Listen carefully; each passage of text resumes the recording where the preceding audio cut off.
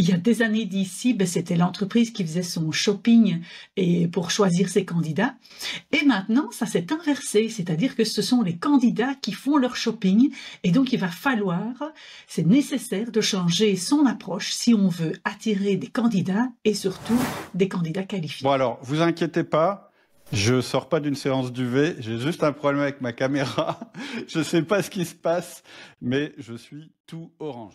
Le recrutement est l'acte managérial le plus important. Si tu te plantes dans ton recrutement, bon courage pour faire un bon management. Ce sera beaucoup plus compliqué que si tu avais bien recruté. Or, actuellement, le marché du recrutement est très compliqué pour les entreprises. On dit qu'il est en faveur des candidats. Ce qui est sûr, c'est qu'il n'est pas en faveur des entreprises. Donc quand je vois passer une game changer dans cette industrie du recrutement, eh bien je l'invite. Cette personne s'appelle Karine Deville et elle a inventé une méthode qu'elle a appelée le marketing du recrutement. Mon pari, c'est qu'après cet épisode, tu ne verras plus le recrutement du tout de la même manière et surtout, tu ne recruteras plus du tout de la même manière. Je suis tellement enthousiaste que je te propose en fin de podcast, dans la conclusion, 2 bonus qui vont faire la différence dans ta manière de recruter. Écoute cet épisode, c'est un épisode majeur et je te donne rendez-vous dans la conclusion pour les bonus. Bon alors, vous inquiétez pas, je sors pas d'une séance d'UV, j'ai juste un problème avec ma caméra. Je sais pas ce qui se passe, mais je suis tout orange. Donc ce n'est pas ma couleur réelle. Et avec Karine, on a remarqué que si je mettais mon doigt sur ce capteur de la caméra, on avait ma vraie couleur. Donc c'est mon bronzage naturel et ça, c'est le bronzage donné par ma...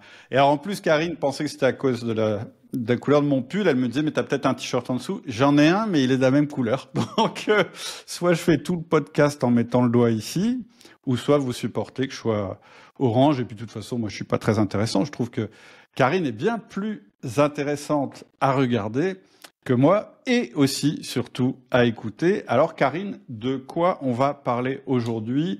C'est quoi la grande idée que tu veux nous proposer dans cet épisode?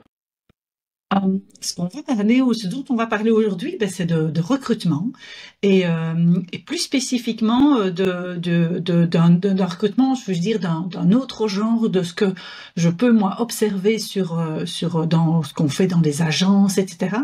Et surtout que c'est de s'intéresser réellement aux candidats. Pourquoi? Parce que il y a des années d'ici, c'était l'entreprise qui faisait son shopping pour choisir ses candidats.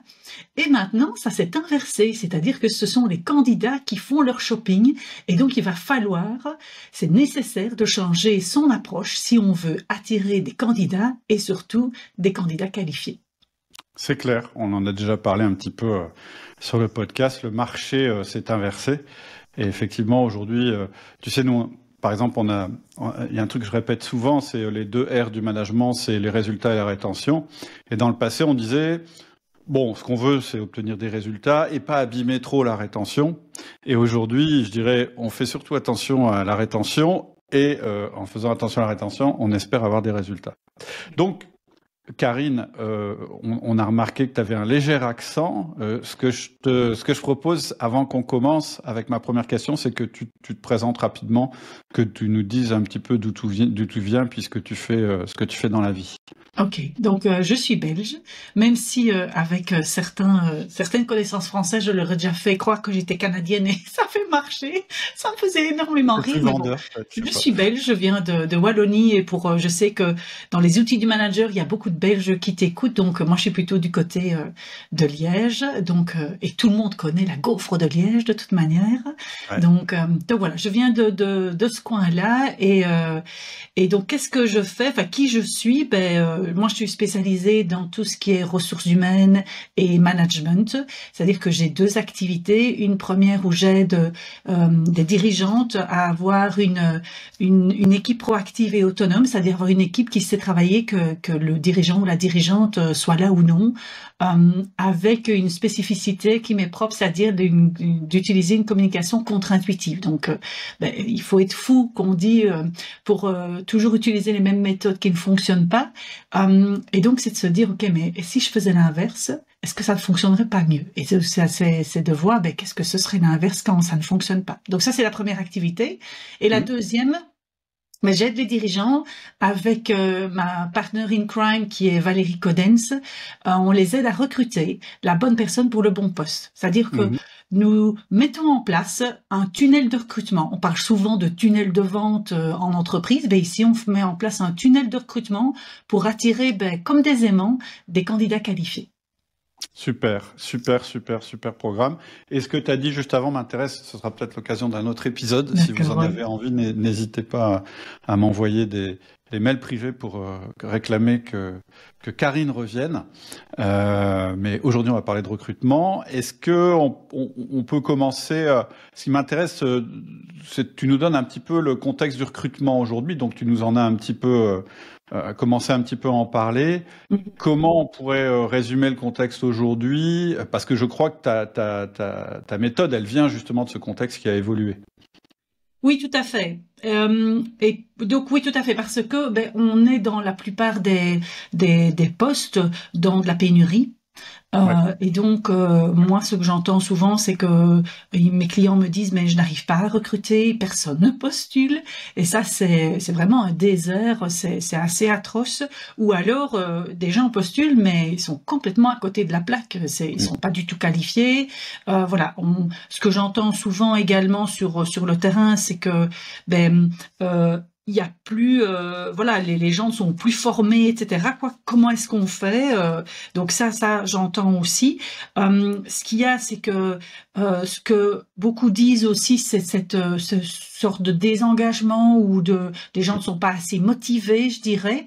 Ce qu'on peut remarquer aussi, c'est qu'il y a un turnover qui se met beaucoup plus rapidement. Et il y a eu un changement avec le Covid également. Et ils remarquent ce changement, ce turnover. Des fois, c'est pas pour aller chez un concurrent, des fois, c'est pour aller chez un concurrent, mais des fois, c'est complètement pour changer totalement de vie. Et donc ça aussi, ça fait peur également aux entreprises. Ce qui se passe, c'est que ce que je repère aussi quand même sur le terrain, c'est cette peur finalement de plus en plus de mal recruter parce que ça coûte cher finalement. Et de se dire, mais enfin, je peux louper un premier recrutement, mais si j'en loupe plusieurs, ça met en péril finalement la continuité, je dirais, du processus dans l'entreprise, et puis ça a un coût également. Donc voilà, c'est ça que j'entends quand même beaucoup moins sur le terrain. Il y a un coût moral aussi, je pense, sur les équipes. Quand ça fait 3 fois que tu recrutes quelqu'un et qu'il reste pas, au bout d'un moment, l'équipe elle se demande ce qui se passe. Et un truc que j'ai vu aussi, que j'ai remarqué aussi, je sais pas si c'est ton cas aussi, j'ai pas mal aussi de gens qui me remontent que la personne rentre dans l'entreprise, elle est recrutée et en fait elle repart très très vite. C'est-à-dire que ce qu'on me dit souvent, c'est parce que en fait la personne finalement, elle avait plusieurs fers au feu, comme on dit, et puis elle rentre dans l'entreprise, puis tout d'un coup un autre poste qui l'intéressait se libère aussi, et elle n'hésite pas à quitter l'entreprise et à aller de l'autre côté. Bon, moi, quand on me dit ça, je dis oui, en même temps, il y a peut-être un problème de rétention dans l'entreprise. Peut-être qu'il y a quelque chose aussi qui s'est mal passé dans le recrutement, parce que normalement, si tu as bien fait ton recrutement, la personne s'en va pas. Et le constat que tu fais sur la pénurie, je fais exactement le même. La preuve, c'est que on a beaucoup d'élèves de la formation RDE, recruteur d'élite, qui nous disent mais il manque ça dans votre formation. Comment on fait sur un marché en pénurie? Et la question, je l'ai de plus en plus. On avait d'ailleurs fait un ajout à la formation sur ce sujet-là, et je l'ai de plus en plus parce que finalement tous les marchés commencent à être en pénurie. Donc je confirme vraiment ce que tu dis. Je ressens la même chose. Oui, tout à fait. Oui, ça c'est vrai que c'est assez fort. Alors moi je fais toujours quand je donne une conférence, quand j'interviens pour parler du marketing du recrutement, pour parler concrètement finalement du dessous de cette méthodologie-là, je dis toujours, alors j'ai pas de baguette magique. Je ne sais pas faire apparaître plus de profils qu'il n'en existe sur le marché. Donc ça, il faut bien se rendre compte, c'est que les profils vont pas comme ça émerger. Par contre, c'est aller les chercher là où ils sont. Ça, par contre, ça c'est possible. Et est-ce qu'il y a t'as des conseils à donner avant qu'on rentre vraiment dans le cœur du recrutement pour un peu anticiper? C'est-à-dire, qu'est-ce qu'on peut faire pour éviter d'avoir un recrutement sous pression où on s'affole, donc finalement on prend entre guillemets n'importe qui, où on bâcle le processus, etc., pour finalement en fait perdre encore plus de temps parce que finalement on recrute pas la bonne personne. Est-ce que tu as des conseils, des outils, des choses à nous proposer justement pour éviter ce recrutement sous pression? La première chose, en tous les cas, c'est de faire de la veille. Alors, on va me dire, oui, mais on n'a pas le temps de faire de la veille, etc. Donc, il existe des outils pour ça, et on va pas faire de la veille sur tous les postes non plus. Donc, on va faire la veille sur des postes qui sont critiques pour l'entreprise, où on sait qu'il y a peut-être un plus gros turnover, en tous les cas. Et donc, comment est-ce qu'on fait de la veille? On va utiliser des outils marketing. Et donc, un outil, par exemple, qui est fortement utilisé pour LinkedIn, c'est Wallaxy, qui était l'ancien Prospectin, ou un autre, mais qui pour moi voilà quoi. Moi, je préfère en tous les cas Wallaxy. C'est Neodeal aussi qui existe. C'est les deux que je connais principaux qui sont en France. Wallaxy, c'est W-A-L-A-X-Y. W-2-A-L-A-X-Y. D'accord. C'est ça. D'accord. Et en fait, ça sert à quoi? Alors, Wallaxy, c'est un outil pour faire de la prospection sur LinkedIn. Donc, on peut envoyer des invitations en masse sur base de mots-clés. Sur base, donc on a peut-être en plus Sales Navigator qui est dans LinkedIn pour pouvoir faire des recherches, et donc on va alors inviter ces personnes-là, mais c'est un système qui est automatisé. Au lieu d'utiliser je veux dire se connecter à chaque fois, ce qui peut prendre beaucoup de temps, je fais ça de façon à plus grande échelle. C'est ça qui va se passer, et puis alors tu as des séquences. Donc tu peux envoyer une invitation, puisque sans invitation tu peux pas envoyer de message. Donc d'abord tu envoies l'invitation, et puis tu as une séquence qui se passe. Par exemple, tu envoies l'invitation, et puis alors tu as un premier message, et puis tu as un deuxième message. Et naturellement, c'est pas des messages à rallonge, etc. Mais il faut savoir l'utiliser. Mais déjà simplement que d'envoyer des invitations pour pouvoir avoir ça. Et donc j'ai comme un CRM, mais j'ai ça pour les candidats. D'accord, ok. Ouais. C'est ça que ça sert, Wallaxy. Donc ça, c'est déjà une chose de pouvoir faire. Et puis, si j'ai des postes qui sont plus plus cruciaux, je dirais pour plus stratégiques pour mon entreprise, je peux peut-être rester à l'écoute aussi finalement, et de repérer certaines personnes et de me dire, ah tiens donc cette personne-là, ça m'intéresse, etc. Ou quand je vais dans des réseaux des réseaux physiques finalement. C'est une opportunité aussi de pouvoir faire des contacts et de se dire, ah mais cette personne-là elle m'intéresse pour peut-être prochainement tel poste, etc. Mais de garder garder du relationnel, c'est ça aussi. On le fait pour ses prospects, pour ses clients, mais pourquoi on ne le ferait pas pour des candidats quand on sait que c'est stratégique pour son entreprise? Ouais, donc ça, une espèce de vivier un petit peu. Oui, c'est ça. Oui. Alors c'est vrai que ce vivier va vieillir si par exemple on garde toutes les candidatures spontanées qu'on reçoit. Mais par contre, quand on est sur LinkedIn, c'est quelque chose qui reste beaucoup plus vivant. Alors ce qui va se passer aussi, le deuxième conseil que je pourrais donner, c'est de pouvoir. Tu parlais de processus, mais c'est au moins une fois de pouvoir finaliser son processus, mais de le simplifier. Et c'est, par exemple, je ne sais pas moi, on voit d'abord Paul, et puis il voit Jacques, et puis il voit Henri, etc. Quoi? Est-ce que c'est nécessaire qu'il voit toutes ces personnes-là? Si je suis plus sous pression, qui est-ce qu'il doit voir? Qu'est-ce qu'il doit faire exactement pour qu'on puisse passer d'étape en étape? Donc voilà, je peux des fois inverser mon processus et me dire, mais dans ce cas-ci, on va plutôt d'abord parler métier, puis on parlera comportement, etc. Donc je peux des fois voir, mais quels sont les leviers que j'ai dans mon processus? Voilà. Mais c'est vrai que des fois, quand on est trop pressé, et ça est arrivé encore cette année avec un de nos clients, il était pressé, il a voulu changer certaines choses, mais on n'a jamais raccourci le délai. Et justement, parce que ils ont voulu se lancer en plein début août, mais ils n'étaient pas là tout le mois d'août. Et donc, ce qui fait que les candidats ont pu être vus début septembre pour des entretiens plus approfondis. Et il y en a plein qui ont dit, mais j'ai trouvé ailleurs, ah ben ça ne m'intéresse plus, etc. Ouais. Et donc finalement, se presser comme ça parce qu'on a l'impression d'être pressé par le temps, eh ben c'est pas de bon augure, quoi, en tous les cas. C'est clair, c'est toujours une erreur. Vaut mieux, c'est ce que je dis, vaut mieux louper un bon candidat que d'en faire rentrer un mauvais. Oui.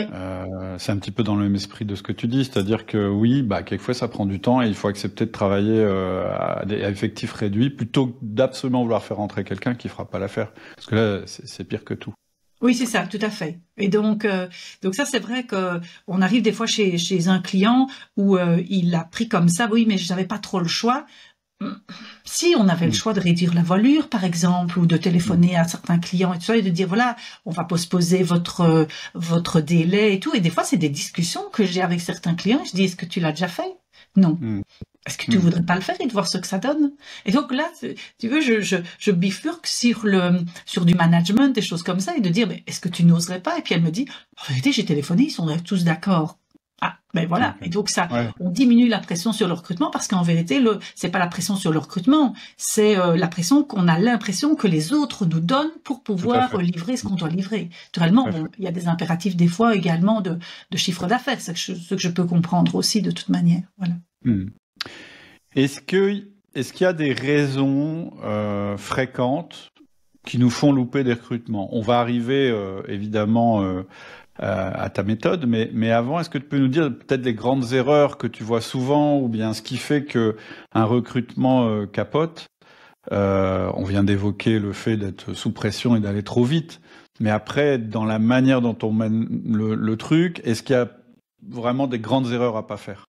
Moi, j'ai un client que j'ai accompagné il y a des années d'ici et il me dit, je l'accompagne pour qu'il améliore ses recrutements parce que lui voulait le faire lui-même et donc je regarde avec lui comment il fait et donc c'est un vétérinaire et donc il a un cabinet vétérinaire et il me dit, Karine, j'ai des assistantes vétérinaires, soit elles s'en vont, ce qui est une catastrophe pour moi, je comprends pas pourquoi elles veulent s'en aller parce que lui me dit, je suis quand même sympa et tout quoi et tout. Et puis, il y en a d'autres qui me disent, je n'ai qu'une envie, c'est qu'elle s'en aille. Et donc, on commence à regarder et je me rends compte que en refaisant sa fiche de poste avec lui, c'est qu'il ne voyait pas les compétences dont il avait besoin. Qui, pour moi, me saute aux yeux, mais pas pour lui. Et donc, une des choses, je lui dis, mais je dis, Jean-Pierre, ce dont tu as besoin, c'est d'une personne qui aime apprendre, qui a envie d'apprendre. Mais celle dont tu me parles, elles sont là, elles aiment bien s'occuper des animaux, de jouer au magasin, etc. quoi. Enfin, je caricature fort, hein. Mais lui, par exemple, tous les vendredis, il lui avait donné en début de semaine un médicament ou du paramédical, etc. Et le vendredi, il lui disait, on aura une réunion pour que tu puisses m'expliquer comment ça se passe, comment je peux le prescrire, etc. quoi, pour donner des conseils à la clientèle et tout ça. Mais il me disait, le vendredi, elles n'avaient rien fait. Et donc, c'est toutes des petites choses comme ça. Et donc, ce qui va être nécessaire, c'est de décrire des exemples hyper concrets de choses que j'ai envie de voir et des choses que je ne veux plus voir ou des choses qui se sont passées, des attitudes que j'ai vues. Et c'est grâce à ça, parce que lui me le racontait comme ça dans le flow. Et moi, je repère tac, tac, tac des tas de choses. Mais quand on commence à les écrire, on se dit, mais c'est quelle compétence qui se cache derrière? Et donc ça, ce sont les angles morts qu'on ne voit pas toujours parce que nous, c'est normal, on est le nez dans le guidon et c'est pas toujours simple de voir les compétences que l'on demande, mais qu'on n'a jamais mis de façon consciente sur papier. Donc ça, c'est une des premières choses. Il y a aussi ça, c'est-à-dire que toi, tu es tellement, en tant que chef d'entreprise ou manager, tu connais tellement ton truc que tu te rends pas compte de t'oublies des trucs dans l'annonce où tu mets des trucs standards et c'est vrai qu'avoir quelqu'un en face de soi qui dit non mais explique-moi ce qui s'est mal passé la dernière fois, quelqu'un qui décrypte, ça aide beaucoup. Donc déjà éviter les angles morts. Est-ce qu'il y a d'autres erreurs que tu rencontres? Je rebondis sur ce que tu dis, c'est-à-dire qu'on est dedans, on a son métier, et par exemple, j'ai une autre de mes clientes qui est ingénieure, et elle n'a tiré que des ingénieurs. Par contre, elle me dit, et elle avait cette croyance que des ingénieurs, quand ils sortent de fac, c'est des gens qui savent réfléchir, qui savent analyser, qui sont curieux, etc. Donc elle avait plein d'a priori positifs, mais à chaque fois elle était déçue. Et elle me dit, voilà, et en plus qu'elle me dit, je n'attire que des ingénieurs, alors que dans le métier qu'elle faisait, elle pouvait aller dans d'autres métiers. Et donc on a refait l'annonce avec elle, avec un angle de vue qui n'est pas un angle de vue d'ingénieur, parce qu'on lui a demandé d'ouvrir beaucoup plus, de sortir de ce canevas d'ingénieur. Eh ben, on a recruté des personnes qui sont plutôt dans la biologie ou la chimie, des gens qui sont dans l'océanographie aussi, puisque elle est dans l'analyse de sol. Et donc, on pouvait sortir finalement du canevas pur ingénieur pour pouvoir recruter d'autres types de personnes. Et ce qui fait que, ça donne d'autres perspectives. Et donc là aussi, c'est de pouvoir sortir de son métier, de comment également les a priori qu'on a du métier que l'on pense, et de dire ok. Et c'est une des questions que l'on pose nous quand on arrive, c'est ok, mais quel type d'expérience, quel type d'études et tout ça, mais on lui demande de lister, pas juste, il faudrait qu'il soit ça, etc. Ok, et s'il n'avait pas du tout ce diplôme-là, quelle expérience qu'il devrait avoir, et tout ça. Et donc, on commence vraiment à creuser parce que, mais pour nous, ce qui est important, c'est de faire un profilage. Ok, profilage, je crois que c'est un terme que j'ai déjà... Est-ce qu'il y a d'autres erreurs? Donc ça, c'est un peu l'erreur. Ce que tu viens de décrire, c'est je recrute des gens qui me ressemblent. Ou moi, je suis ingénieur, donc ça me rassure. Et en fait, quand tu fais un profilage, souvent, non, justement, c'est pas des gens forcément qui te ressemblent, qui sont compatibles. Mais voilà. Est-ce qu'il y a d'autres erreurs? Oui, c'est le mouton à 5 pattes. Pardon? Comment? C'est le mouton à 5 pattes. Mouton à 5 pattes. Ah oui, ça c'est courant, quoi. On a envie de cette perle rare, et c'est logique. Et alors on va demander une liste de compétences à l'intérieur, et il devra avoir telle expérience, y avoir fait ceci, etc. Mais des fois c'est beaucoup trop ambitieux. Et donc ce qu'on va faire ici, on a eu par exemple un client cette année qui nous a demandé un profil très très spécifique qui est assez rare sur le marché. Et donc on a déjà cadré avec lui le profil, et puis ce qu'on fait, c'est que, et c'est toujours comme ça, on doit envoyer l'annonce dans le marché. Et c'est le marché qui nous donnera la réponse. Et il faut faire confiance au marché. Et donc ici, on a envoyé l'annonce, et on a reçu des réponses. Et il nous disait non, ça ne va pas pour ceci, non, ça ne va pas pour cela. À chaque fois, il avait une partie, mais pas tout. Et donc, après, il avait les 3 pattes, mais il n'avait pas les 5. Oui, c'est ça, tout à fait. Et donc, au fur et à mesure, on doit y aller d'itération en itération.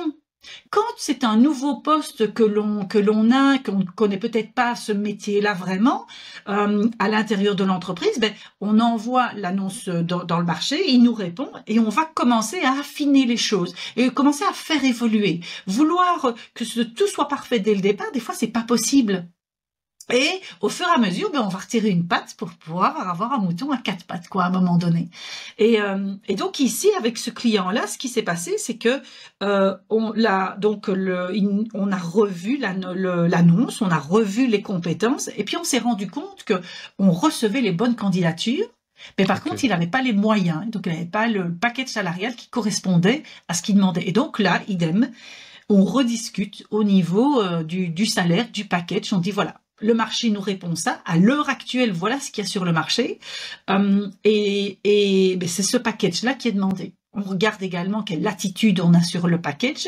Et puis, c'est de revoir également avec le client de revoir, ok, mais si tu ne sais pas t'offrir ce profil-là, quel autre profil est-ce que tu sais également t'offrir? Donc voilà. Donc, le conseil ici, c'est le mouton à 5 pattes.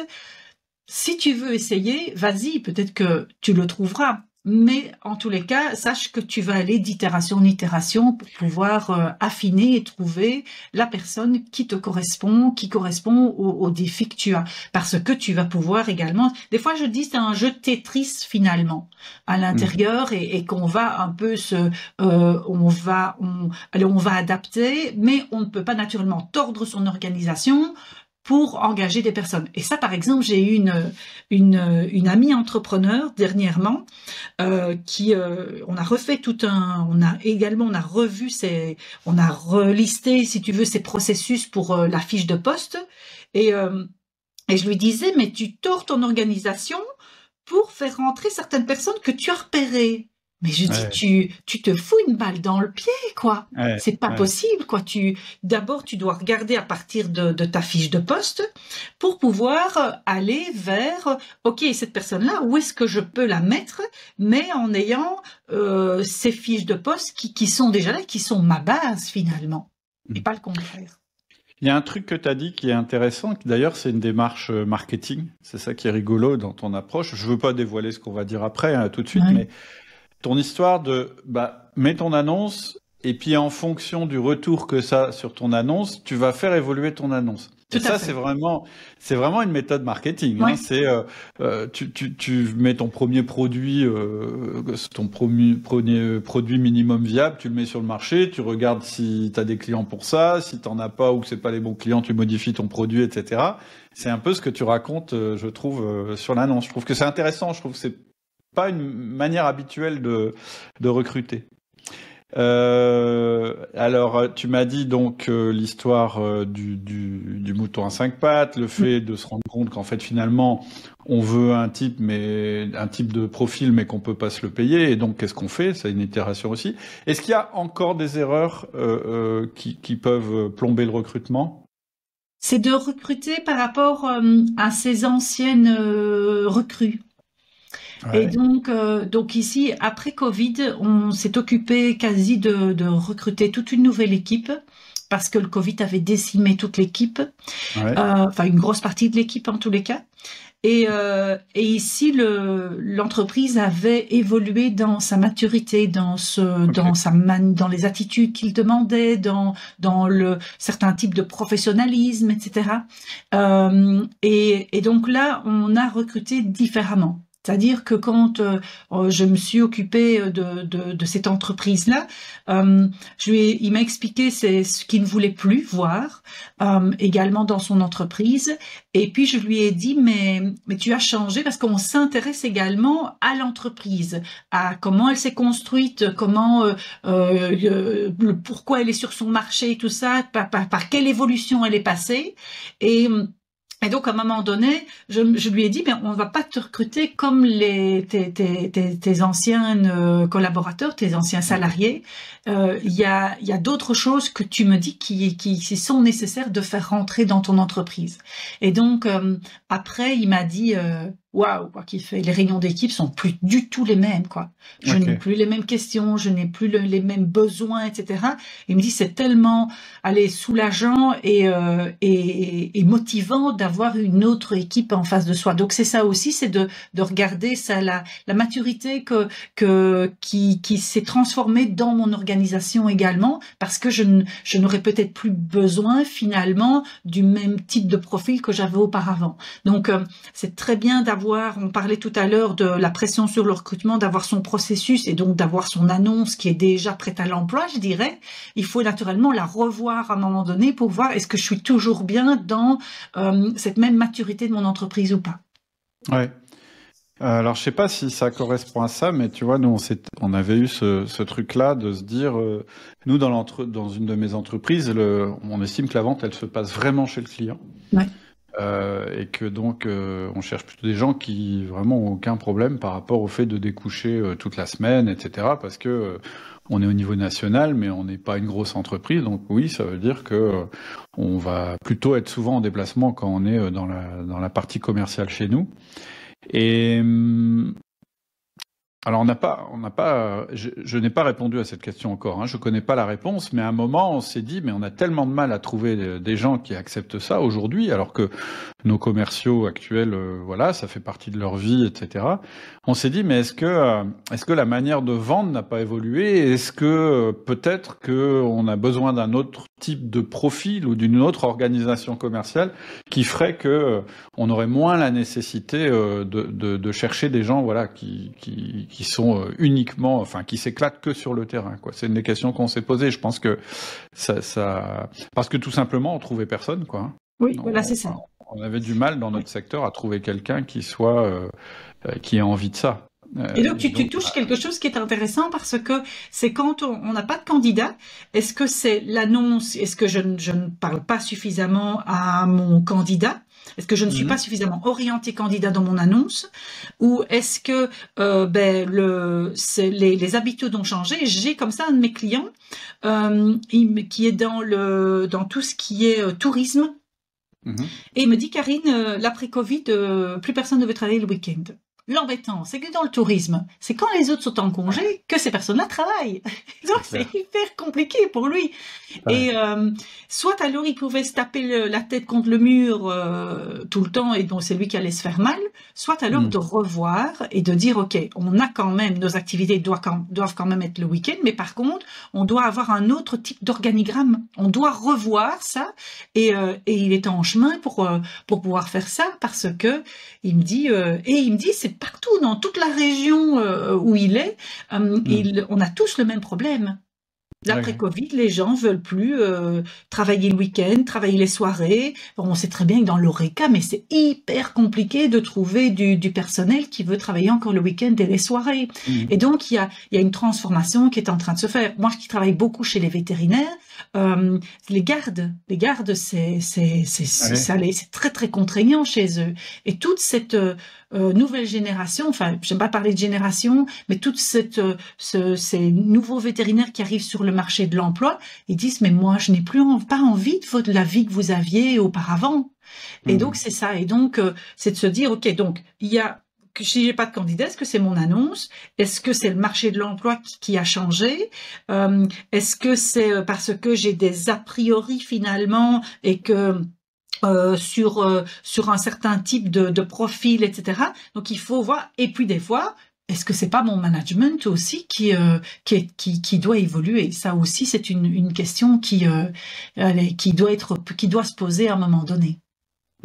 Parfois aussi, il faut se décaler de secteur. Tu vois, par exemple, nous, on est dans une certaine industrie et dans cette industrie-là, on ne trouve plus de gens qui soient à la fois de l'industrie et qui acceptent les déplacements. Ouais. On peut aussi dire, c'est pas grave, je prends des gens qui acceptent des déplacements, quelle que soit l'industrie de laquelle ils proviennent, et je vais les former. Parce que, voilà, accepter les déplacements, c'est un mode de vie, et il y a encore des gens qui recherchent ce mode de vie, qui trouvent un équilibre dans ce mode de vie, ça existe encore. C'est comme dans la restauration. Je veux dire, tu n'as pas trop le choix. Si tu veux être ouvert le dimanche, il faut bien quand même trouver quelqu'un qui accepte de travailler le dimanche. Donc, oui, c'est ça. Des fois, il faut se décaler un petit peu de marché. Oui. Ok, bon, donc merci pour les erreurs de base, parce que en plus j'ai bien aimé tes réponses parce que ça éclaire un petit peu sur la manière dont tu vas résoudre le problème. Alors j'ai une question générale avant qu'on rentre vraiment dans ta méthode. T'as mis le doigt sur le fait qu'actuellement on trouve quand même on a une impression, je dirais, des chefs d'entreprise ou des managers en poste qui recrutent, d'avoir du mal à trouver des gens prêts à s'engager. Oui. Ça, je l'entends énormément. Je l'entends de la part des chefs d'entreprise et des managers à propos des gens qui sont dans leur entreprise, qui découvrent que tout d'un coup, là où ils faisaient confiance, ils se rendent compte que les gens ont pris leurs aises parce que finalement, le boulot, ça passe un petit peu après. Enfin, c'est ce qu'on me dit. Hein. Après, la vraie raison derrière, je la connais pas. Mais j'entends beaucoup cette histoire de salariés qui sont de plus en plus désengagés ou qui sont de moins en moins engagés. Et puis, je l'entends aussi quand les gens essayent de recruter, où ils me disent, mais le gars, il arrive, et la première chose qu'il me demande, c'est est-ce qu'il peut être en télétravail, alors que c'est un poste où on ne peut pas lui proposer de télétravail. Enfin, j'ai beaucoup ce sujet de l'engagement. Et donc, j'ai une question vraiment générale. Peut-être t'as pas une réponse unique à donner à ça, mais est-ce que c'est encore possible aujourd'hui de dénicher des gens qui seront vraiment capables et volontaire pour s'engager dans l'entreprise? Ou est-ce qu'il faut, d'après toi, se dire, bah non, finalement, on va devoir travailler autrement, on va devoir recruter des gens pas très engagés, et puis tant pis, c'est comme ça qu'on est obligé de faire, il faut jeter l'éponge, il faut plus essayer de rechercher les personnes très très engagées qu'on essayait d'avoir dans le passé. Je dirais c'est moi, je regarderai déjà le mot engagement. Qu'est-ce que ça veut dire de part et d'autre? Chez le candidat, ça veut dire quoi l'engagement par rapport à chez moi? Et comment est-ce que ça a évolué cet engagement? Parce que je suis certaine qu'il y a plein de gens qui sont engagés, qui sont motivés, mais c'est et c'est à mon avis des choses dont tu parles dans certaines de tes formations, c'est que il faut aller rechercher les motivations intrinsèques de la personne. Les motivations internes, c'est qu'est-ce qui le motive lui? Est-ce que ça correspond à des motivations intrinsèques qu'on a dans notre entreprise également? Et donc, parce que de dire on attire par le salaire, par exemple, on sait très bien, les études scientifiques nous montrent que au bout de quelques semaines, ça devient habituel pour la personne. Ça tombe tous les mois, c'est comme ça, et j'ai adapté mon niveau de vie à ça. Mais par contre, c'est quoi les motivations intrinsèques, par exemple, d'aimer apprendre cet aspect cognitif. Et pour une de mes clientes, c'est je sais que chez elle, c'est super important ce cognitif parce qu'elle est dedans. Et c'est par exemple, voilà, c'est dans l'engagement chez elle, elle met par exemple la rigueur. Être rigoureux, elle voit de l'engagement de la personne quand les gens sont rigoureux. Donc il faut aller voir qu'est-ce qui se cache derrière comme valeur. Et excuse-moi, je te coupe. D'ailleurs, souvent, c'est pas comme ça qu'elle l'exprime. Elle dit pas moi être rigoureux, ça montre de l'engagement. Elle dit plus souvent ce genre de profil. Non, mais elle s'en fout. Elle finit pas le boulot, elle le fait mal, donc c'est qu'elle est pas engagée. C'est totalement ça. En réalité, c'est pas ça. C'est que c'est quelqu'un qui n'est pas un finisseur. C'est quelqu'un qui n'est pas dans le détail, etc. Ça veut pas du tout dire qu'il n'est pas engagé, d'ailleurs. C'est ça, totalement. Cette remarque, je l'ai eu aussi. C'est pour ça que je me permets d'intervenir. Mais je comprends ce que tu veux dire. C'est totalement ça. Qu'est-ce que ça veut dire? Et puis un autre truc, moi je trouve qui est compliqué, c'est que en fait, souvent, tu te rends compte que le candidat lui-même, il ne sait pas répondre à cette question. Il sait pas vraiment ce qui le motive. Il va te dire non mais je suis hyper motivé. Oui. Et puis tu lui dis bon alors qu'est-ce qui vous motive dans le poste? Ouais, c'est parce que c'est une petite société familiale. Donc ça me motive. Mais il y a des petites sociétés familiales où c'est absolument épouvantable et d'autres où c'est formidable de travailler. C'est totalement ça. C'est très dur de détecter ça. C'est ça. Et donc, le job, c'est d'aller voir, mais chez moi, c'est quoi une personne engagée? Qu'est-ce qu'elle fait? Et donc, c'est pas non plus, on reste pas dans du conceptuel parce que, tu sais, engagement, motivation, etc., tous ces mots qu'on sort, je dis, OK, je veux bien, mais c'est que des mots, quoi. Qu'est-ce qu'il doit faire, la personne? Et donc là, alors, je vais aller repérer des valeurs d'entreprise, parce que c'est pas non plus parce que les valeurs sont affichées que c'est celles qui sont vécues dans l'entreprise. Et donc, ce qui est intéressant, c'est d'aller voir, mais qu'est-ce qui est réellement vécu? Et donc, je vais tenter de rapprocher au mieux. Par exemple, dernièrement, j'avais eu un candidat. Il était vraiment génial au niveau métier et tout, et au niveau attitude aussi. Par contre, c'était quelqu'un d'hyper ambitieux. Mais une belle ambition. On voyait vraiment, il avait envie d'apporter des nouveautés dans l'entreprise et de faire croître de mettre des nouveaux produits, etc., pour avoir plus de chiffre d'affaires et tout.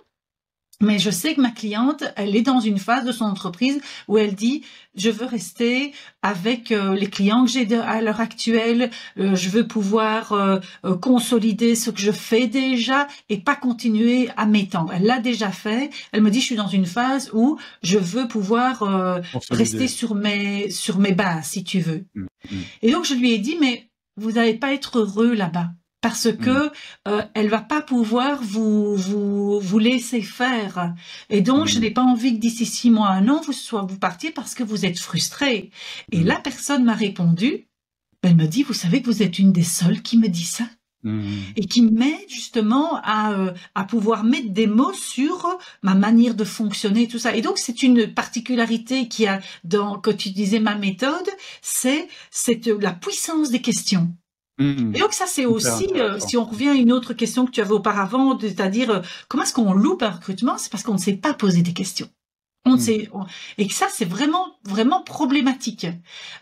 Soit parce qu'on parle tout le temps et qu'on laisse pas l'autre finalement, parce qu'on vend trop le truc.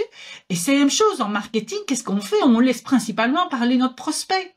pour pouvoir aller capter de ce dont il a besoin, comment il vit, etc. Ben ici, c'est la même chose. Le candidat, il doit de plus en plus me raconter des choses pour que je puisse mettre des mots finalement sur sa manière de fonctionner. Et donc moi, la plupart du temps en recrutement, je leur dis, donc vous m'avez raconté ça, est-ce que je peux comprendre que pour vous c'est important ceci, le dépassement de soi par exemple, etc. Et des fois ils se disent, ah, j'avais jamais vu ça comme ça, mais oui, finalement, oui. C'est vrai que, et il me raconte des fois plusieurs fois différentes histoires, et à chaque fois, ça se recoupe. Et donc, c'est ça qui est intéressant. Et donc, certains candidats me disent, eh bien, je me connais mieux en sortant de votre entretien qu'en étant rentré dans l'entretien. Mais je dis, c'est génial, c'est ça. Ouais, très bien. Et ce que j'aime bien aussi dans ce que tu dis, c'est que tu restes pas au niveau des mots, tu mets ou des concepts, tu mets un comportement. Ah ouais. Et tu vois, l'exemple que tu m'as donné en disant, mais cette dame, finalement, elle n'est pas engagée parce que elle est pas précise, rigoureuse. Elle n'est pas rigoureuse, c'est ça. Oui. Pas rigoureuse. Et bien, justement, l'engagement, en plus, non seulement, il peut ne pas avoir la même signification dans deux entreprises différentes, mais il peut ne pas avoir le même comportement dans deux postes différents. Par exemple, chez moi, dans mon entreprise, c'est mon cas particulier, dans d'autres entreprises, ce ne sera pas ça. Une valeur d'engagement que je vais trouver chez une administration des ventes, c'est-à-dire une personne qui prend les commandes puis qui fait le suivi, etc., ça va être la rigueur. Parce que là, on est dans un domaine, on prend la commande du client, il ne faut pas prendre la moitié de la commande, il faut prendre tout. Oui, c'est ça.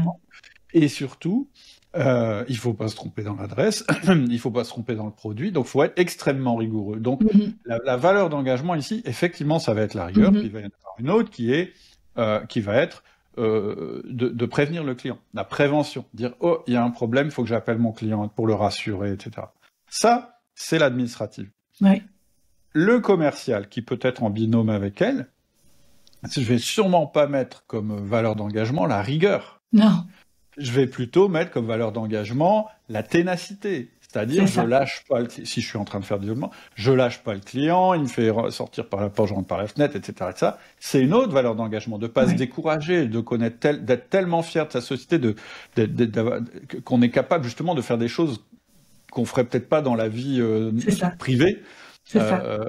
Voilà, c'est de l'audace, hein, pour voilà quoi. L'audace, etc. L'audace et tout ça, oui. Et c'est vrai que en général, quand tu fais un recrutement, on te dit, donnez-moi une fiche de poste. Ok. Une fiche de poste, où tu vois ces trucs-là dans une fiche de poste. T'as pas ça dans une fiche de poste. T'as, oui, les compétences, oui, il faut qu'il parle l'anglais, il faut ceci, cela, qu'il accepte des... Mais ce truc-là, qui est quand même assez fondamental, en général, dans les méthodes de recrutement, tu l'as pas. Donc, on va pouvoir arriver à ta méthode de recrutement. Donc déjà, la question, c'est simple. En fait, tu parles de marketing du recrutement. Oui. Ce sera peut-être le titre du podcast, certainement, qu'on choisira. Je sais pas, j'ai pas encore trouvé, on n'a pas trouvé le titre, mais tu appelles ça le marketing du recrutement. Pourquoi alors, on a vu, oui, tu testes les annonces. On voit bien que tu parles de tunnel comme un tunnel marketing, etc. Est-ce que tu peux nous dire en gros qu'est-ce que ça veut dire, ce truc de marketing du recrutement? Ok, donc quand on est dans un tunnel de vente, on a un public cible. Okay. Ouais. Après, on va qualifier ce public. Donc, on va commencer à créer un persona, d'accord, dans le marketing pur. Et puis alors, après, ils vont rentrer dans une sorte d'entonnoir où ils vont passer différentes étapes pour pouvoir, à un moment donné, cliquer sur « Je commande » pour passer client. Okay. Donc, en recrutement, qu'est-ce qu'on va faire? On a toute une population cible, mais on veut la qualifier, celle-là. Et donc, nous aussi, c'est ce que je disais tout à l'heure, on va faire un profilage. Je veux profiler cette population-là pour pouvoir la qualifier.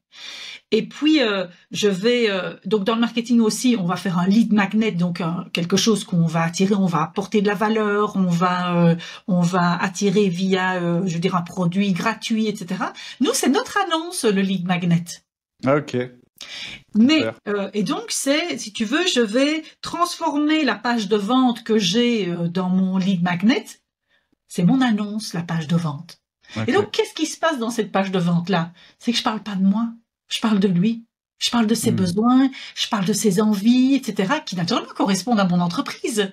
Mais je vais lui parler parce que le but que j'ai, c'est que ils se disent, et c'est parce que les candidats me le disent, ils me disent, mais cette annonce, elle est écrite pour moi. Et je dis oui. J'adore cette réaction-là parce que oui, avec Val, parce que c'est Val qui écrit les annonces, elle est vraiment dedans, quoi. Elle se dit, ok, mais là, je mets du cœur pour pouvoir lui parler à lui, parce que c'est lui que j'ai envie qu'il clique sur je postule. Et c'est ça, quoi, parce que tout à la fin de notre annonce, on dit, nous t'avons convaincu, point d'interrogation, ben alors clique ici. Comme dans une page de vente où on dit pas, on dit à la personne ce qu'elle doit faire. Et donc on a toute une annonce qui va être mise sous forme. On va transformer la page de vente en une annonce, si tu veux. Et donc c'est ça. Donc là.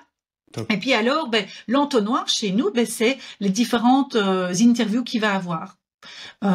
Et dedans, naturellement, il y en a certains qui vont rester là parce que nous le décidons et parce que eux, des fois, le décident. Dernièrement, ça m'est encore arrivé pour le recrutement de quelqu'un il devait avoir le diplôme de vétérinaire, mais pour faire de la communication. Et dans son CV, je voyais qu'elle avait fait une formation dans tout ce qui était retour à la nature. Donc, tu sais, c'est promenade en forêt, en prenant les arbres, je veux dire, en faisant des câlins avec les arbres et tout ça. Et donc, voilà quoi. Et donc, très connectée à la terre, etc. Très dehors et tout. Mais c'est un métier. Ici, elle sera 8 heures par jour derrière son PC pour faire de la communication. Et elle me dit non, ça devrait aller, etc. Je suis pas persuadée, mais je vais laisser un peu de temps, je leur parle en interne, et puis quand je l'ai rappelé pour lui dire que ça n'allait pas aller, elle m'a dit non, vous avez bien raison, qu'elle me fait. Ça n'irait pas non plus qu'elle me fait.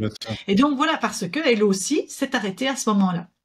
Donc voilà, donc on a différentes phases et on va toujours faire un suivi entre les différentes interviews qu'il y a, parce que j'ai besoin de garder du lien. Dernièrement, avec une candidate, son compagnon est en Israël et normalement elle devait partir là-bas et donc elle n'est pas partie.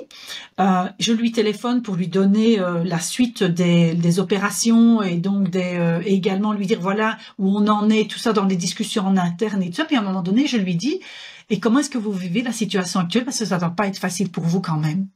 Et elle m'a dit oh, ça c'est gentil qu'elle me fait.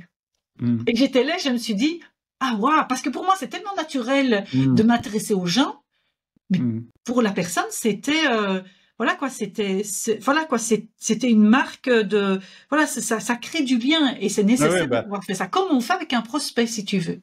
Ben oui, c'est un peu comme ça que tu crées ton vivier. Moi j'ai aussi ça, j'en ai déjà, je crois que j'en ai déjà parlé sur le podcast, mais moi, il y a des gens avec qui je suis en contact depuis 10 ou 15 ans, qui sont pas dans mon industrie.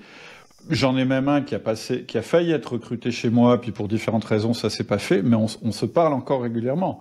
Et je sais qu'un jour, ça va tomber, il va venir chez moi. Je sais pas ce qu'il va faire exactement, etc., mais ça va arriver. C'est intéressant d'avoir des gens comme ça.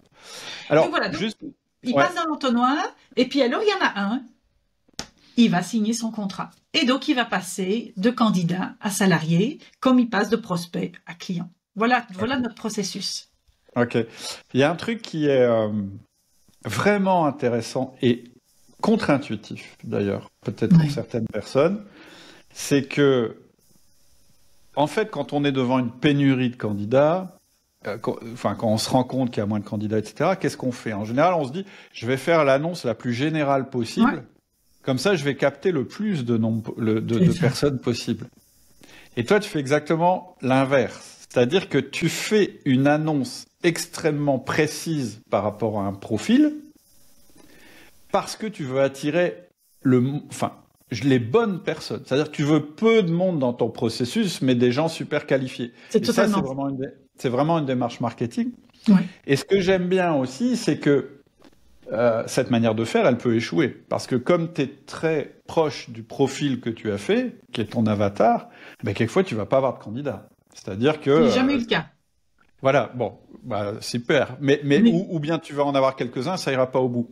Et ce que j'aime bien, c'est le deuxième étage de ta fusée, qui est l'itération. C'est-à-dire que si cette méthode ne marche pas, c'est pas la méthode qui marche pas. C'est qu'en fait, il n'y a pas de candidat. Et donc, dans ce cas-là, l'itération, elle est intéressante. Ça veut dire que finalement, ton poste ou la description que tu as fait de ton poste est pas adéquate par rapport au marché. Et donc, tu refais jusqu'à ce que tu aies la bonne annonce et que tu commences à capter les candidats de qualité. Est-ce que j'ai compris ça? Oui, tout à fait. Oui. Je le dis parce qu'au début, moi, je me suis dit, bah ouais, mais dans un marché de pénurie, ton entonnoir, t'as envie de l'ouvrir. Et c'est une erreur. Parce Oui, qu'en c'est fait, une erreur. Parce que... Oui. Voilà, tu fais rentrer des gens qui, de toute façon, faut pas qu'ils aillent au bout parce que de toute façon, ils correspondent pas à ce que tu veux. Ça sert à rien de les faire rentrer, quoi. Tout à fait. Okay. Et donc, c'est ça, il y a une citation qui dit, si tu veux attirer tout le monde, tu n'attires personne. Ouais. Ah oui, il y a la polarité aussi, c'est-à-dire. Et donc, c'est ça, quoi. Donc, si je veux parler à tout le monde, je parle à personne en particulier. Parce que, voilà, c'est ça aussi, et c'est ça qui est intéressant, c'est de se dire, je vais parler à une personne en particulier, et c'est souvent ce qu'on remarque dans les jeunes entrepreneurs, c'est qu'ils ont du mal à trouver leur persona parce qu'ils disent, oui, mais je risque de louper ceci, oui, mais je risque de louper pour cela. Eh ben, on a le même syndrome dans le recrutement. Oui, mais je risque de louper des candidats. Mais justement, voilà. Je vais reprendre l'exemple que je donnais tout à l'heure avec la difficulté qu'on a à trouver des gens qui se déplacent. Oui. Et on nous dit, bah non, les gens, ils veulent plus se déplacer. Bon, moi, j'en suis pas fondamentalement convaincu, entre nous. Mais là, je me trompe, j'ai pas de statistiques. Mais du coup, je pourrais être tenté par le fait de pas trop dire qu'il y a du déplacement au début pour attirer les gens. Et puis, une fois qu'ils sont devant moi, et c'est une erreur. En fait, il faut presque commencer l'annonce en disant, vous adorez le déplacement. C'est ça, totalement. Et du coup, c'est ça la polarisation, c'est que les mecs qui aiment pas le déplacement, ils fuient ces annonces-là. Et en fait, tu veux qu'ils fuient ces annonces-là, parce qu'en fait, alors tu vas peut-être pas le formuler en disant vous adorez le déplacement. Vous adorez gérer votre secteur comme si c'était une mini-entreprise. Vous aimez être changer d'interlocuteur. Enfin, voilà, les gens qui aiment le déplacement, en réalité, pourquoi ils aiment le déplacement? Mais en tout cas, enfin voilà, moi je trouve que déjà ce truc-là, c'est super intéressant. Le truc de dire non, je fais une annonce polarisante, c'est-à-dire qu'il y a des gens, ils vont rejeter mon annonce et c'est ce que je veux. Je trouve que c'est très très intéressant. Et puis l'itération.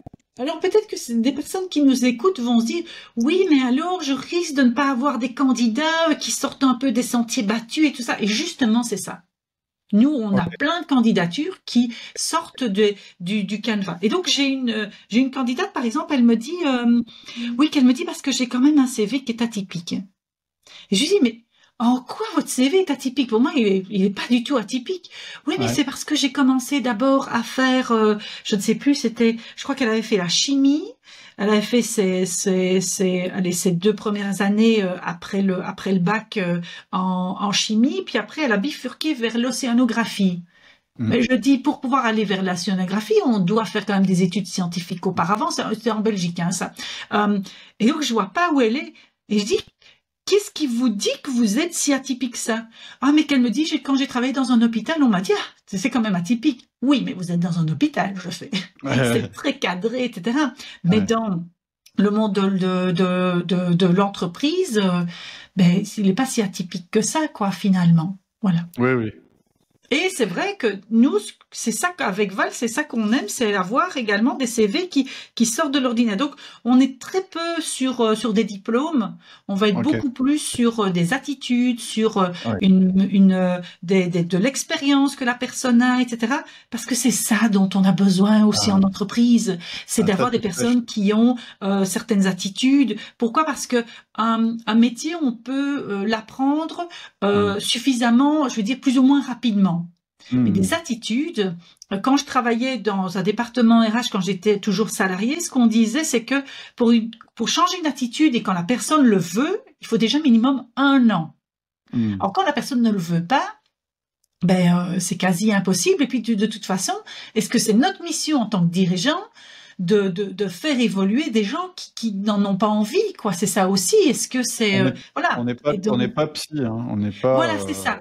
Et c'est ça aussi, c'est que des fois, c'est ce que je dis à des dirigeantes que j'accompagne, c'est de leur dire, mais à un moment donné, tu dois t'arrêter là, parce que là, par contre, c'est des problèmes qu'elle doit régler dans sa vie personnelle, par contre. Et donc ça, c'est très compliqué quand on est face à ça, face à de la souffrance au travail, etc. Parce que, ben oui, c'est l'attitude que la personne montre, je veux dire, les comportements qu'elle a, mais ça ne correspond pas à ce qu'on veut, et donc c'est assez compliqué. Ouais. Pour revenir à ta méthode, est-ce que c'est une méthode qui fonctionne quel que soit le type de recrutement? Je demande ça parce que tu peux avoir le recrutement, c'est super large. De toute façon, c'est aussi large que le nombre de fonctions que tu as dans l'entreprise, multiplié par le nombre d'entreprises. Tu as des postes très, très stratégiques, tu as des postes moins spécialisés. Du coup, est-ce que ta méthode, je veux dire, je veux pas être péjoratif, mais est-ce que pour certains postes, c'est pas mieux d'utiliser une méthode standard, sans trop travailler sur le profilage, etc., etc. Ou est-ce que tu penses que c'est une méthode qui est universelle, qui va marcher de toute façon, quel que soit le type de poste? Ça marche quel que soit le type de poste. Moi, personnellement, je ne recrute pas des niveaux ouvriers. Par contre, Val, elle, dans les entreprises où elle est, elle a ce niveau-là et elle utilise la même méthode. Donc, c'est-à-dire que ce qui va naturellement être modulé, certains postes, certaines fonctions sont beaucoup plus complexes que d'autres. Il y en a d'autres, elles sont assez simples, que je dirais. Donc, l'annonce, elle va être plus courte, je dirais. Mais par contre, on va passer par les mêmes stades, je dirais, dans l'annonce. Ça va être. Mais c'est vrai qu'elle va peut-être être plus courte. La manière dont on va le publier également va peut-être différer entre un type de poste par rapport à un autre. Par exemple, pour un client, ce qu'il y avait, c'est que un client de chez Val, par exemple, qu'elle l'accompagnait, elle faisait pas le recrutement pour eux, mais elle l'accompagnait pour qu'il le fasse lui-même. Et il dit, j'arrivais pas à recruter. Et donc, c'était des ouvriers pour aller faire la dératisation. Donc, c'est tout ce qui était nuisible. Et il me dit, j'ai mis à Pôle emploi, enfin c'est le Forum en Belgique, j'ai mis dans différentes choses et tout ça, dans différents job boards, et ça ne fonctionne pas. Et elle lui dit, mais t'as pas essayé la pub Facebook? Parce que là, tu as un ciblage, etc. Eh ben, il a eu ces 4 gars comme ça, quoi. Génial. Mais il avait l'annonce que l'on fait nous d'habitude. Par contre, après, dans l'entonnoir des interviews, il va y avoir des changements. On va peut-être avoir des choses qui sont plus pratico-pratiques, par exemple, où ça va être qu'un truc pratico-pratique, et en même temps, on va pouvoir aller regarder certaines attitudes. Voilà, c'est ça. Ou alors, dans certains cas, tu vas pas faire des interviews, tu vas dire, tu fais, je sais pas moi, une demi-journée d'essai, etc., quoi. Et donc, on va moduler cette chose-là, si tu veux. Mais sinon, les différentes phases, oui, elles restent les mêmes pour chaque profil. Ok. J'ai un copain qui avait utilisé, tu sais, Le Bon Coin. Oui. Pour recruter, et il me dit ça a super bien marché. Effectivement, ce qui a bien marché, c'est qu'il a eu plein de réponses, mais comme il n'avait pas ta méthode entonnoir, il a passé, bon, ça c'est bien fini, il a trouvé la bonne personne, mais il a eu un taux de déchets énorme parce que justement, il avait pas profilé. Est-ce que en fait, le principe de s'adapter aux candidats, est-ce que tu peux nous dire un petit peu les outils que tu utilises? Tu m'avais dit que tu utilises une carte de, je sais plus comment t'appelais ça, on en a parlé en off, pour faire correspondre le tempérament du recruteur et de la personne recrutée, ou je te dis une bêtise? Ça me dit rien, ça, comme ça. Une carte Ah oui, tout à fait. Donc oui. Donc quand on veut vraiment se mettre dans les chaussures du candidat, parce que soit on ne connaît pas ce métier-là, soit alors parce que ce sont des jeunes que l'on veut engager, et nous on est plutôt dans la quarantaine, cinquantaine et tout ça, et on aimerait bien regarder, ou alors parce qu'on n'a pas de candidat, on aimerait bien analyser, on fait une carte d'empathie. Donc la carte d'empathie, c'est un outil qu'on utilise en marketing. Et donc c'est une carte où on va donc on doit choisir la thématique. Et donc c'est par exemple, je ne sais pas moi, les jeunes quand ils regardent les annonces. Donc c'est assez spécifique. Ou je ne sais pas moi, un certain type de poste. Par exemple, chez toi, les commerciaux, à l'heure actuelle. Les commerciaux, je sais pas moi, je sais pas si dans le nord de la France, ça doit être quelque chose de spécifique, j'en sais rien, mais on essaye de spécifier finalement le public qu'on veut avec à quelles questions est-ce qu'on veut répondre. Et donc après, on va se demander. Et donc, vous pouvez trouver sur Internet, carte d'empathie, c'est un truc visuel. Et donc, qu'est-ce qu'ils pensent sans oser le dire? Qu'est-ce qu'ils voient autour d'eux? Qu'est-ce qu'ils font et qu'est-ce qu'ils disent? Qu'est-ce qu'ils entendent également? Donc, on va aller vers les différents sens, finalement, de la personne. Et donc, ça peut être, ce qu'ils pensent, c'est... ah ben de toute façon, l'herbe n'est pas plus verte ailleurs, par exemple. J'en sais rien, quoi. Tu vois, c'est oh, de toute façon, ils veulent tout, mais ils ne savent pas payer. Par exemple, c'est tout des choses comme ça qu'ils peuvent penser. Ce qu'ils voient, par exemple, c'est ah oui, il y a quand même pas mal d'annonces pour mon secteur quand ils regardent sur un job board, par exemple. Et donc voilà. Et donc on va commencer à mettre tous des post-it. Alors comme ça, de prime abord, on se dit mais en quoi ça va nous aider? Mais c'est pour pouvoir prendre du recul finalement et de se mettre vraiment dans les chaussures. Et donc les deux dernières questions que l'on va poser, c'est quoi leur crainte et c'est quoi leurs critères de succès? Okay. Et donc on va mettre tout ça pour pouvoir soit confirmer, soit infirmer, soit voir un autre angle d'attaque qu'on n'avait pas vu, quoi, finalement. Pour pouvoir se dire, mais parce que des fois, avec ça, je veux dire, qu'est-ce qu'il voit? Ah, mais où est-ce qu'il voit ça finalement? Ah, mais c'est là-bas, c'est dans tel truc. Ah, mais j'ai pas mis mon annonce dans tel, je ne sais pas moi, dans tel secteur, etc. Donc, ça va nous donner également des indications et ça, en tous les cas, ça va faire prendre du recul et de pouvoir voir. Et alors, moi, j'utilise vraiment deux post-it différents. Un post-it d'une couleur, c'est je suis sûre parce que je l'ai déjà entendu, etc. Et l'autre où c'est sur mes suppositions. Quand c'est des suppositions, il faut que j'aille vérifier sur le terrain. Ok, super. Vraiment intéressant. Oui. Ok. Et donc ici, j'aimerais ajouter par rapport à ce que tu disais, est-ce qu'on utilise tous les types de profils, pour tous les types de profils? Donc j'ai parlé de plutôt ouvriers, puis bon, il y a tous ceux qui sont sans des postes de gestion, je veux dire sans gestion d'équipe, et puis on a tous ceux qui sont avec de la gestion d'équipe, des postes stratégiques dans des comités de direction, des bras droits, des choses comme ça. Et donc là par contre, ce que je vais aller, quand on commence à avoir de la gestion d'équipe, d'avoir d'un profil qui est plus stratégique, je vais utiliser un outil que toi tu utilises aussi, c'est le disque. Et donc il passe un test pour pouvoir avoir une photo, un instantané. C'est pas l'instantané qui va m'intéresser, c'est le débriefing que je vais avoir avec le candidat. Et oui, super.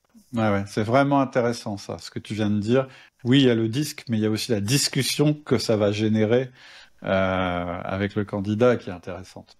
Savoir déjà s'il avait identifié son profil, ce qui l'étonne, etc., etc. Ouais, super intéressant. Bah écoute, je pense qu'on a fait le tour. Je voulais aussi, je suis complètement aussi d'accord avec toi. Quand tu dis on utilise la même méthode, alors pas exactement avec les mêmes exercices ou les mêmes étapes ou la même emphase sur certaines étapes, ni la même personne qui recrute ou qui recrute pas, quel que soit le poste dans l'entreprise. Parce qu'effectivement, moi, moi c'est des PME, donc j'ai moins de mal à le dire peut-être que si je gérais un très grand groupe, mais le type que tu rentres dans l'équipe et qui va travailler en équipe avec les ouvriers, qui va être managé par un chef d'équipe, etc., il est aussi important que les autres. Donc vraiment, moi je pense que voilà, il y a pas de différenciation à faire. Je suis complètement d'accord avec toi. Oui. De moins en moins, les postes sont standards dans les entreprises, de toute façon. Et alors j'ai une deuxième chose aussi à ajouter par rapport à ce que tu dis, c'est que je fais le parallèle avec le marketing. Dans le marketing, que tu sois n'importe quelle couche sociale ou n'importe quel métier, etc., ben, quand tu achètes quelque chose, tu es attiré d'abord par quelque chose par une photo, par une phrase qui t'attire, etc. Mais après, tu vas commencer à lire de plus en plus de choses. Parce que j'ai eu une certaine réaction comme ça quand je donnais ma conférence. Ils me disaient, oui, mais les ouvriers, ça ne lit pas, etc. Quoi, il leur faut 2-3 trucs, etc. Ah bon? Et quand ils achètent quelque chose, ils ne lisent pas ce qui les intéresse, etc. Et donc, c'est toujours la manière dont j'amène les choses et les gens vont commencer à lire de plus en plus. Voilà. C'est marrant, ça me fait penser, c'est une digression par rapport au sujet, mais ça me fait penser aussi au management. C'est-à-dire qu'on me dit souvent, mais les personnes qui écoutent ton podcast et qui prennent tes formations, c'est plutôt des grands dirigeants ou des managers intermédiaires, etc. Je dis, pourquoi le management Ah bah parce que c'est pas pareil. Je veux dire, quand tu manages une équipe, enfin une entreprise de 4000 personnes et quand tu manages un salon de coiffure, tu peux pas, c'est pas la même chose. Ah bon? Ah Je bon? dis pourtant, Ça va pas, moi. c'est toujours, tu manages environ 5 personnes. Oui, tout à fait. Ou 8 personnes maximum. Alors après, effectivement, tu manages des managers, mais en réalité, les outils que tu utilises et la manière de manager, elle est strictement la même. C'est-à-dire que la méthode est la même. Et d'ailleurs, quand on dit de quelqu'un qu'il dirige une entreprise de 4000 salariés, en général, si tu regardes l'organigramme ou la manière de gérer de cette personne, si elle est bien organisée, en fait, elle va manager toujours une équipe de 5 personnes. C'est ça. Qui elles-mêmes vont manager des équipes de 5, etc., etc. C'est ce que j'explique parce que moi j'ai travaillé dans des grands groupes avant d'être de créer mon propre métier finalement, et je leur disais, mais tu sais, dans une multinationale, on est plein de petites PME. Mais oui. Mais c'est vrai qu'on est sous le même chapeau, quoi. Donc voilà. Et donc, mais c'est plein de petites PME qui se répondent. Et alors, ce qu'on me disait aussi, ah oui, mais toi, t'as travaillé dans des grands groupes, ça devait être vachement structuré. Ah, tu peux pas t'imaginer comme c'était le bordel, je fais. Donc voilà. Non. Et donc voilà. Donc il n'y a pas de, c'est pas parce que je suis petit que je suis familial, c'est pas parce que je suis grand que je suis processé, quoi, par exemple. Voilà. Bah écoute, Karine, c'était hyper intéressant. Ce qu'on peut rappeler aussi, je dirais en guise de conclusion, c'est que mieux vous recrutez, mieux vous managerez. Hein. La première, moi je dis souvent, même avant le management, même avant tes techniques de management que tu connais, les personnes que tu fais rentrer dans ton équipe, c'est elles qui vont te permettre de bien manager parce que ce seront les bonnes personnes. Donc vraiment, le processus de recrutement, il est absolument crucial et primordial. Là où on se rejoint, c'est qu'il faut qu'il soit processé, parce que sinon, c'est un petit peu, c'est au petit bonheur la chance. Basé sur les comportements, en fait, je vois bien, il y a plein de choses qui nous rejoignent dans la manière de recruter. Hein. Toi, je trouve que tu as vachement creusé. C'est vraiment intéressant la partie le faire comme du marketing. Je trouve ça absolument génial. D'ailleurs, j'ai fait un épisode il y a pas longtemps. Avec, zut, son nom m'échappe, c'est pas bien. Un monsieur, alors il est du Canada, il a écrit un bouquin sur la culture d'entreprise. Et je croyais que c'était moi qui avais inventé le terme, mais en fait non. Tu vois, quelquefois t'as parlé de quelqu'un. Et il parle de l'expérience employée. Tu vois, comme en marketing, on parle de l'expérience client. Et il dit que on fait plein de bouquins sur comment faire en sorte que nos clients soient vivent la meilleure expérience possible, etc. On accorde une importance énorme dans nos sociétés à ça. Et puis par contre, l'expérience employée, on l'oublie un petit peu. Et pendant tout l'épisode, il fait des parallèles comme ça. Et je trouve ça super intéressant parce qu'effectivement, c'est ça qui compte. Tout à l'heure, quand je disais quand je disais, il y a beaucoup de gens qui rentrent dans l'entreprise puis qui ressortent immédiatement. C'est certainement qu'ils ont une très bonne communication à l'extérieur sur les valeurs de la boîte. Certainement que ces valeurs, elles sont reprises dans le recrutement, ce qui est très très bien. Par contre, quand ils arrivent dans l'entreprise, ils découvrent au stupeur qu'en fait, ça n'a rien à voir avec les valeurs qui sont défendues, qui sont défendues dans le marketing, qui ont été défendues ou présentées dans le recrutement. Et ça, vous pouvez pas faire pire. Non. Il faut que ce soit aligné, sinon ça marche pas. C'est totalement ça. On travaille l'expérience candidat. Pour nous, c'est hyper important, cette expérience candidat. Ça va être, c'est même crucial, quoi. Est-ce que tu as, par exemple, quand à un moment donné, c'est l'entreprise qui fait l'entretien, qu'est-ce que tu lui as dit à la fin, est-ce que tu lui as dit l'étape suivante, etc., quoi. Donc, et s'il n'a pas fait, on le fait, etc., quoi, parce que c'est important de garder ce relationnel-là. Oui, tout à fait. En fait, cette expérience candidat, c'est l'événement fondateur de la relation entre l'entreprise et la recrue. Et si déjà on se plante là, la suite, ça va. Et moi, je parle d'effet bifidus. Je sais pas si tu te rappelles de la pub où c'était vous faites du bien à l'intérieur, ça se voit à l'extérieur. Et ben moi Oui. j'utilise ça toujours. Je dis ton processus de recrutement, ton candidat, s'il voit qu'il n'est pas tenu au courant, qu'au bout d'un mois il n'a pas de rappel, etc., il va se dire oh là, qu'est-ce que ça doit être à l'intérieur.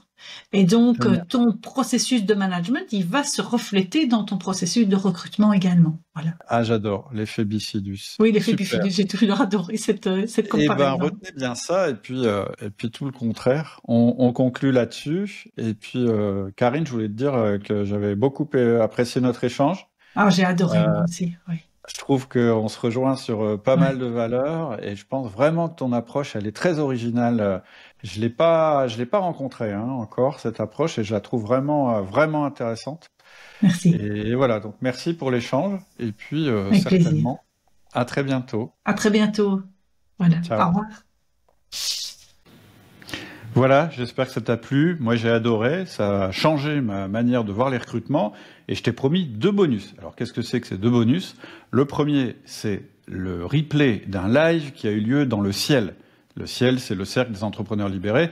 C'est le cercle des entrepreneurs que j'ai créé.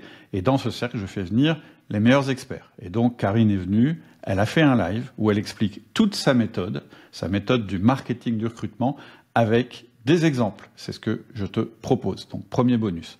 Le deuxième bonus, c'est sa méthode qu'elle a nommée STAR, S-T-A-2-R, qui vont te permettre d'améliorer fortement tes entretiens de recrutement. Donc, au programme, on aura recrutement et marketing. C'est ce qui va te permettre de revisiter ta pratique et de maximiser les chances d'attirer les bons candidats.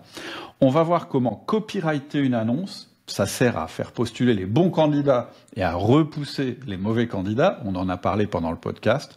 On va voir le processus d'entretien. On va le revoir pour qu'il soit orienté expérience candidat.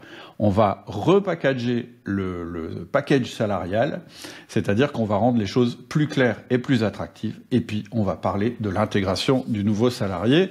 À quoi ça sert de réussir l'intégration? Ça sert à ce que ce salarié il atteigne son potentiel maximum dans le temps minimal. Donc ça, c'est le programme des 2 bonus.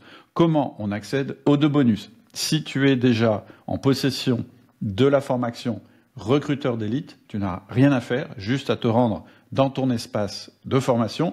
Dans la formation recruteur d'élite, tu vas trouver les 2 bonus. Si tu n'as pas notre méthode recruteur d'élite, tu as actuellement une promotion sur cette formation qui intégrera pendant cette semaine les 2 bonus dont je t'ai parlé. C'est le moment de s'y inscrire. Il te suffit de suivre le lien en descriptif. Tu auras le droit à une réduction sur la formation et aux 2 bonus. Je te souhaite une excellente semaine.